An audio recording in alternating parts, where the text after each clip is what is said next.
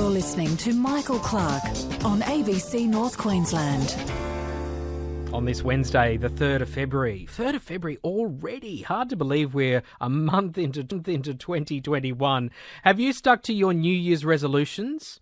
Maybe there's a project that you've always been passionate about, and because of lockdowns over the past year, you were finally able to sink your teeth into it. Over the past 18 months, Townsville artist Leigh Chalker buckled down and put all of his efforts into creating a comic book.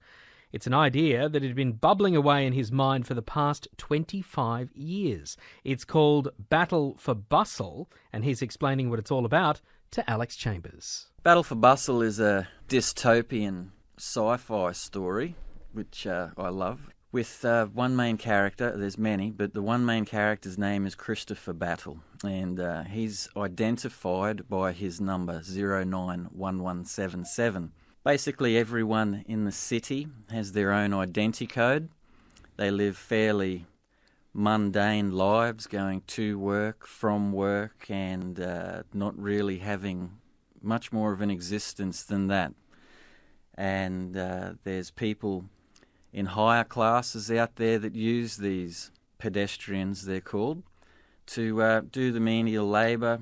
And one day, Christopher Battle has an instinctive moment where he cracks, and his action basically inadvertently starts the ripple, which turns into a tidal wave of a citywide rebellion. He is arrested and sent away for 15 years. And while he's away, the fever pitch in the city increases to the point where he's almost seen as a god. That's the start of the story, and the rest is to be told. Now, it sounds like quite an involved world that you've created. This is something you couldn't come up with overnight. How long have you been working on this for? Well, the original sketches that I did for some of these characters actually are still sitting at home, and they stem back to about 1996, 1997. So it's been in your mind for like 20 years? Yeah, gestating, yeah, sure has. It started off very small. I just wanted to do a comic book, and it was originally, 20, 24-page story. And just over time, and, you draw more and you get better at certain things, and, you put more emphasis and more thought into different parts of the story. And, there's influences in there too. Since I was a kid, like a huge fan of Dune, huge fan of the Uncanny X-Men, like there's anything I could sort of Battlestar Galactica, like all of those sorts of things. So I guess a lot of the ideas, realistically started when I was a small kid and I wanted to do this. So it went from about a 24-page story, and the story length, to be honest with you, if I really needed to stretch it out, goes for about 4,500 years. Wow, okay. And you've only been releasing this in the past year, is that right? Yes, yeah. First issue came out in July 2020. I had been doing it for a long time. I've been drawing it for a long time, so it sat there for a bit. Fear gets in the way sometimes, and you're a bit nervy about, I'm putting myself out there, pull back. But then I just got to a point of like, oh, look, mate, get it out there and see how it goes. What issue are you up to now?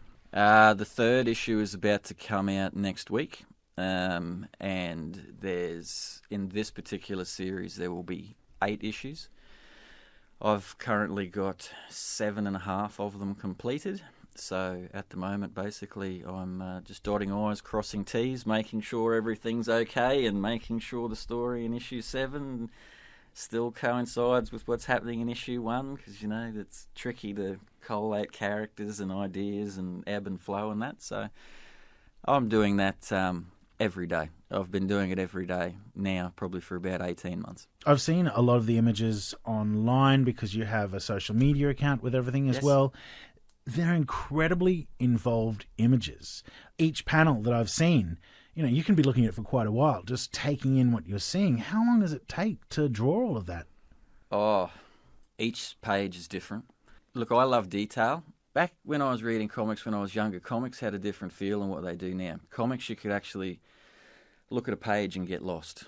in it, because there was a little person in the window in the background, waving or shouting, or there's life, there was movement there, like where comics now seem to be all about foreground and not a lot in the background. Maybe someone's taken a photo of a city and they photoshopped it into the background, less words. Find it a little bit frustrating. Where I love detail. I love people to be able to hold the comic book, look at it, absorb it. There's a story not just in the words but in the art. Because a lot of the nuances that I've tried to put into the drawings, you don't need words to explain if a look or a feeling if it's drawn properly. And believe me, what you're seeing in that comic book or you've seen online, I've probably drawn certain pages and panels 5 or 6 times over the years because I'm happy with it. Put it away. I get to the last page. Let's have a look. Go back to the first page, then the second page, and you go, no. So I'll spend a couple of hours, redoing that. But, mate, some of the pages, 20, 30 hours. What's been the reaction to it? Very positive, actually. I sort of got the opportunity out of nowhere. Got thrust onto the, I guess the shops. The pandemic hit, so that was interesting, because a lot of the comic book shops were, had to shut up and, slow down. So, you come into the whole online sales and different things. So there's a lot of different avenues to attack. But locally in Townsville, I've been really, really surprised by a lot of support, from family and friends and people who have just discovered it through word of mouth. Get regularly contacted, by people from all over Australia, wanting copies and, just thank yous and, it's even sort of got to an extent where, I've had reviews done of the comic book and I read the review and I think, man, that dude knows more about the story than I do, I hadn't even thought about that, maybe I had, but, it's been so long now, exactly, you sit there and you go, and, I hope it's anyone that's read it, has a little bit of a think about it because, mate, I love comics. And gets taken to another world. Yeah, I love comics. They're a beautiful medium. You've got written word, you've got lovely artwork. Do you think there's been a bit of a resurgence in comics over the years, or has it maintained that steady sort of thing in the background for a lot of people? Well, I think a lot more people collect comic books. Whether they realise they're collecting comic books or not is another thing, but I definitely think that there's people out there buying them. With the movies and stuff like that, huge, markets for that sort of stuff. I loved when I was a kid, still do, go to the comic book shop and it's like each week, it's like, yes, this week that's out and I've got it, yes, go home, sit down, get everything done on a Saturday, mate. Sit on the back veranda. And it doesn't seem like a thing these days. You can't walk into a news agency and really buy a comic book these days. It's more in niche places or people are just online. So it's probably skipping a generation in a way these days sometimes. Yes, for sure. There's still your stock standards at newsagents, you'll never get rid of the Phantom, Oh, true, yep. Man never dies, he just keeps going, that guy. But, mate, that's a mark of consistency and, it's good stuff every issue, it's a good story, wonderful stuff. I love the Phantom. I collect the Phantom every week just because I also am a bit of a sucker for the whole. I collected comic books with my dad from newsagents, so there's a part of me in there too that, I'll just pick up a Phantom, but I get a bit annoyed when I see those the price tags, in the corner. You're like, no, please don't do that. Yeah, I can imagine. Now, with Battle for Bustle, if anyone listening wants to find out more, you've got a website? Sure do, mate. It's battleforbustle.com. So that's Bustle, and they can find out more information, get the issues from the website as well? You can get the issues from the website through me direct. You can get them from the Comic Book Factory out at Willow Shopping Town in Townsville. You can also get them from the publisher if you're anywhere outside of North Queensland through my publisher, which is reveriepublications.com.au. That's a mouthful.